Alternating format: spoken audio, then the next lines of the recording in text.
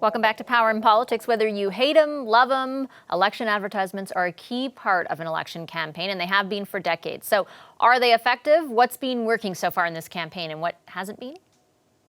Dennis Matthews is Vice President at Enterprise Canada, and he served as an advertising and marketing advisor to former Prime Minister Stephen Harper. He joins us from Toronto. Here with me in studio, Perry Tergas is President and CEO of Spark Advocacy, and we have to disclose he's also married to the Chief Content Strategist for the Liberal campaign. Hi to both of you. Great Hello. to have you here. Hi. We're going to be talking about some of the ads that the parties have released so far and how successful they've been at targeting the voters they're hoping to target. Let's start with the Liberals. They released a bunch of ads this week, some of them talking about issues like climate change. There's also a new French ad that targets female voters. You can see some of it right here, featuring candidates like Melanie Joly talking about issues like protecting abortion rights. They also released this ad. We're going to roll it for you. It's featuring Ontario candidate Bill Blair, and it's talking about gun control. Take a listen. We're going to do something about it with stronger gun control laws and a ban on assault rifles. The Conservatives talk tough, but they won't do what needs to be done. Soon you'll have a choice. Let the Conservatives weaken our gun control laws or make your community safer by making gun laws stronger. So Perry, let me start with you because that is an issues-based ad, but it's a little bit attacked too because you see the shot of Michelle Rempel in there, or Conservatives won't do this. What audience are they going after with an ad like that? So twofold probably. I think they're probably going after the vote-rich, urban, suburban demographics in this country, incredibly important in this upcoming election.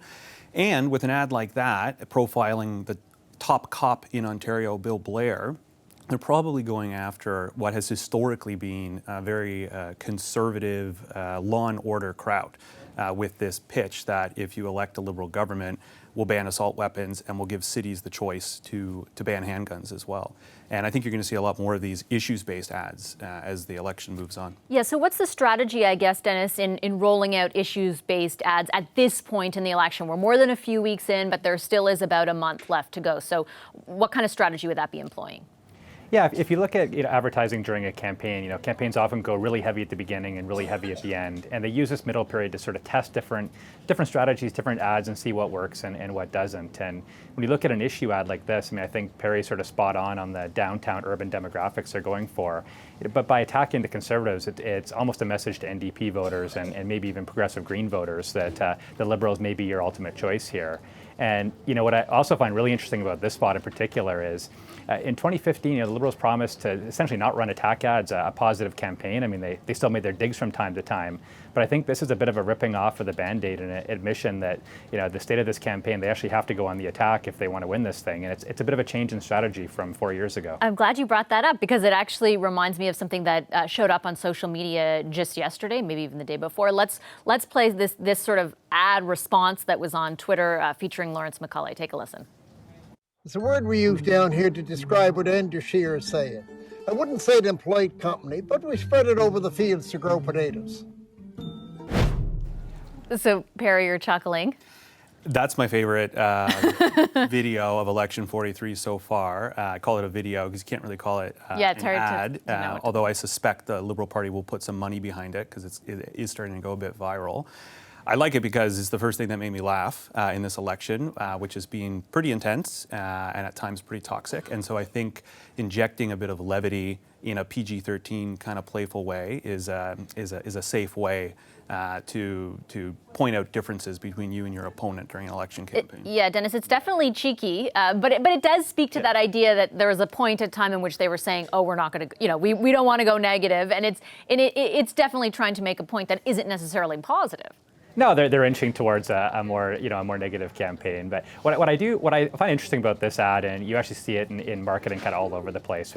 We're in a world where this shorter stuff and a little bit of humor is something that people actually might want to share themselves and build on the reach of these ads is critical to a successful campaign. And so I do imagine they'll put some paid dollars behind this to sort of boost it out there. But we spend a lot of time talking about these 30 and 60-second TV spots, but this is really where campaigns can be won or lost. The shorter, even sometimes fun stuff.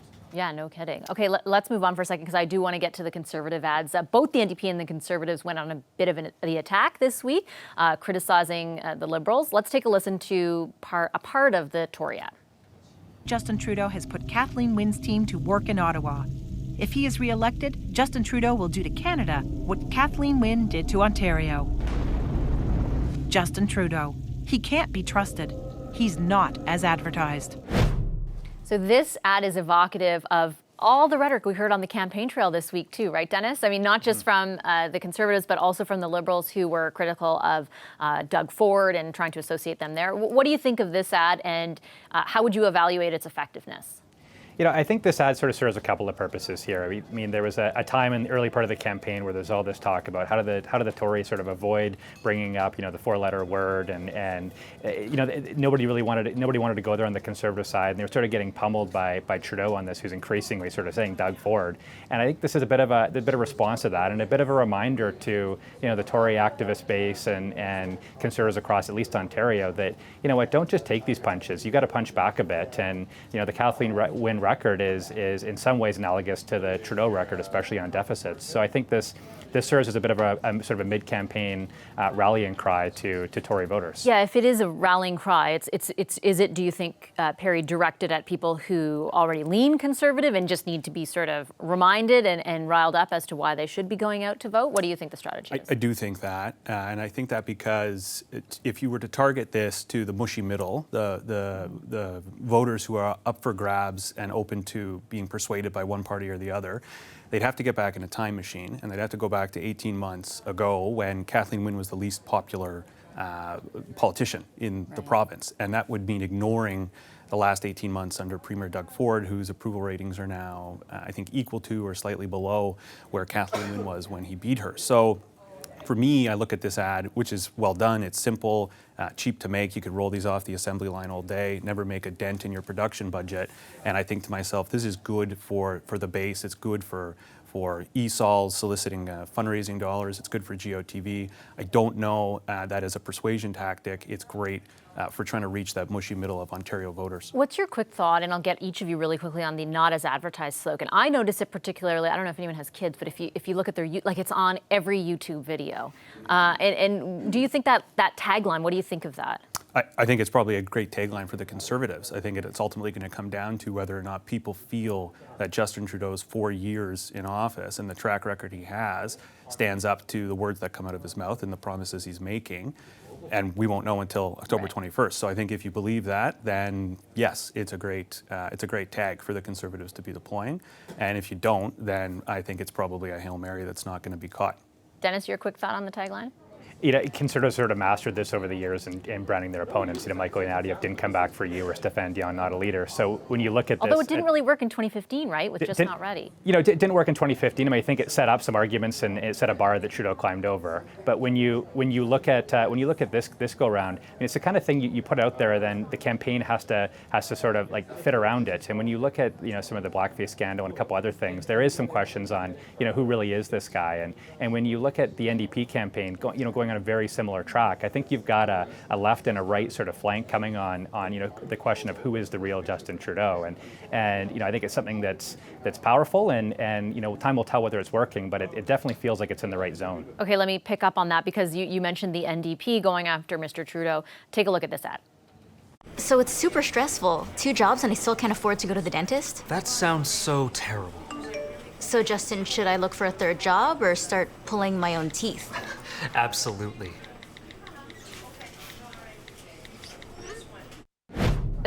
So Perry, this is different. I mean, it's Very on the different. attack for sure. What do you make of it? Objectively, I like it. It's short, it's simple, it's social media consumable friendly, definitely avoids the TLDR, too long, didn't read, I'm not tuning in for a full 30 or 60. My one critique of the ad would probably be that I think they're missing an opportunity at the very tail end to say, and here's what we would do different. Right, that's a good Here's point. our plan. And I think that's easily solvable with a final, very short end frame that says, to find out more, to learn how we can help, visit us or click here. But otherwise, I think if you're objectively scoring this ad, it's quite funny, it's short, it's sweet, it's to the point. We're running out of time, so I want to play the final green ad that we had, and then Dennis will get you to weigh in on that. Let's play that.